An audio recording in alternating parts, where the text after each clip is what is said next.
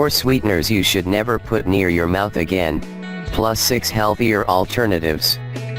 We all know we should aim to minimize our intake of sugar, but sometimes a little sweetness is essential in desserts and other recipes. Which are the best and worst sweeteners from a health point of view? Why too much sugar is bad for you? As well as promoting tooth decay, excess sugar provides so-called empty calories which can lead to weight gain. The empty refers to the fact that table sugar, sucrose, does not provide any other nutritional benefits such as vitamins, minerals, or fiber. It simply contains pure energy, and most of us already get more than enough calories from our diet. During digestion, sucrose is broken down into 2 different sugars, glucose plus fructose.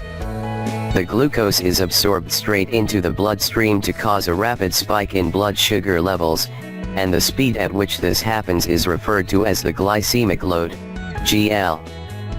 Foods with a high GL cause rapid spikes in blood glucose levels which, in turn, trigger the release of insulin hormone from the pancreas. Insulin acts as the key for glucose to enter muscle and fat cells so that glucose levels subsequently fall. The fructose sugar is metabolized in your liver and, while it can be converted into glucose, usually it's converted into fat instead, and excess intakes contribute to fatty liver changes and inflammation. This effect is similar to that of alcohol and, in fact, researchers now also believe that fructose sugar also affects the brain in a similar way to alcohol, contributing to the pleasurable effects of sweetness and the addictiveness of sweet foods. Beware the glycemic load. Sugary foods tend to have a high GL so that glucose levels peak, trigger the release of insulin, and then plummet. This can lead to reduced concentration, drowsiness, and tiredness a few hours after eating a sugary meal. As a result, you're tempted to eat more sugar to restore your energy levels and to satisfy your sugar cravings. As well as encouraging a snacking habit, a high sugar diet may also increase the risk of developing type 2 diabetes. This can happen for genetic reasons if your pancreas struggles to keep churning out insulin in response to a high sugar diet. Mostly, however, excess sugar leads to weight gain and obesity, which is associated with insulin resistance. When fat cells become resistant to the effects of insulin, more glucose stays within the circulation, so your blood glucose levels rise. Some of the excess circulating glucose is converted into fat in the liver, further contributing to fatty liver changes, rather like those poor overfed geese and ducks which are the source of pate de foie gras, and some attacks proteins in the circulation to hasten to harden and furring up of the arteries. A series of metabolic abnormalities also develop from raised glucose levels, so you are also likely to develop a raised blood pressure, triglycerides, and develop cholesterol imbalances and inflammation, all of which increase your risk of heart disease and stroke. For all these reasons, following a diet that contains less sugar, and selecting foods with a lower glycemic load is better for your long-term health. Researchers have found, for example, that just replacing 1 sugary drink per day with water or unsweetened tea or coffee can lower your risk of developing type 2 diabetes by as much as 25%. The good, the bad, and the ugly. Check labels when buying products to see how much sugar they contain. The Nutrition Facts panel contains a listing for sugars which includes the total amount that is naturally present, lactose in milk, fructose, and sucrose in fruit, as well as sugars added during manufactures such as corn syrup, juice concentrates or honey. Checking the ingredients list to see where these sugars come from is often enlightening. There are over 60 different common names for sugar such as American Samoa sucrose, high fructose corn syrup, barley malt, maltose, rice syrup, agave nectar, caramel, dehydrated cane juice, molasses, muscovado, saccharose, treacle, and so on. Glucose. The worst form of sugar from a health point of view is pure glucose, dextrose, which is rapidly absorbed into the circulation to cause a sugar spike, especially if it's stirred into a drink such as tea or coffee. The only people who may need to carry glucose dextrose with them are those with type 1 diabetes, who use insulin or other powerful glucose-lowering medication which can cause a dangerously low blood glucose level. Sucrose. White table sugar, sucrose, is made from sugar cane or sugar beets. It is a pure white product that is digested to release both glucose and fructose with nothing else, not even a few vitamins or minerals to provide at least some benefit. Best avoided. Brown sugar. Brown sugar sounds healthier than white, but, despite providing a smattering of vitamins and minerals, these are too few to offer any meaningful nutritional benefit.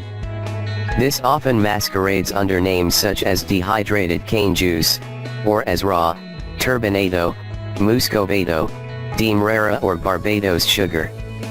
Best avoided. Agave nectar. This sounds as if it should be healthy as it's made from cactus juice and is more accurately called agave syrup. Unfortunately, during processing, it loses any vitamins and minerals naturally present in the cactus juice and, from a nutritional point of view, is little better than high fructose corn syrup.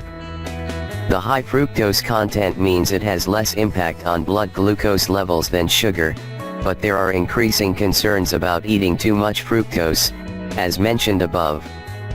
The high fructose content does have the advantage that agave nectar is sweeter tasting than sugar, so you need less. Best avoided, but if you insist on using it, only add a dash. Coconut sugar. It is the crystallized sap collected from the flowers of coconut palms. From a nutritional point of view, it is similar to that of brown sugar and mainly consists of sucrose plus small amounts of glucose and fructose. It provides small amounts of B vitamins, iron, and magnesium, and is better than white sugar but don't have too much. Maple syrup. Maple syrup is made from a tree sap and, because it is a diluted form of sugar, offers a less intense sweetness with fewer calories.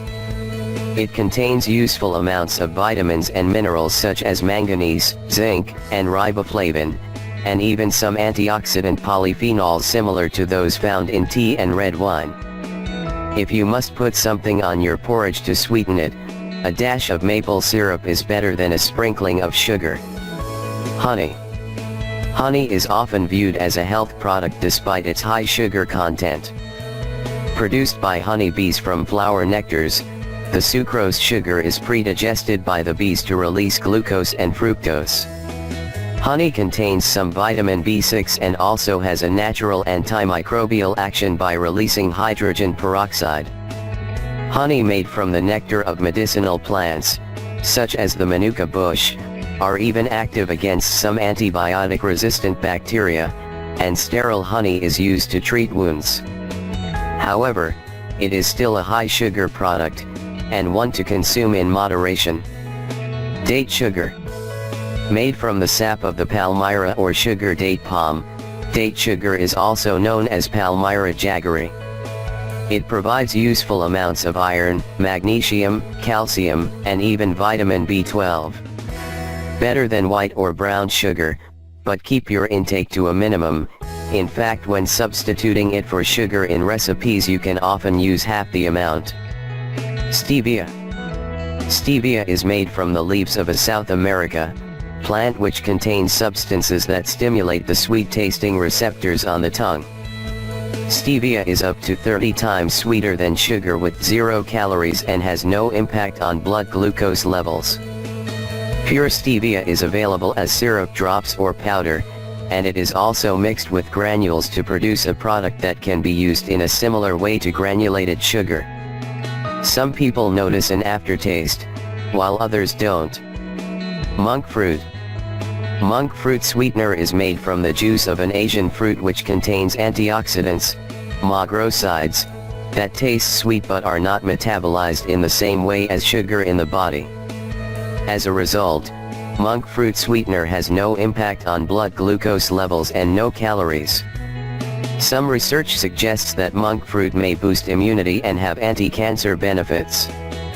Go easy on sugar alcohols.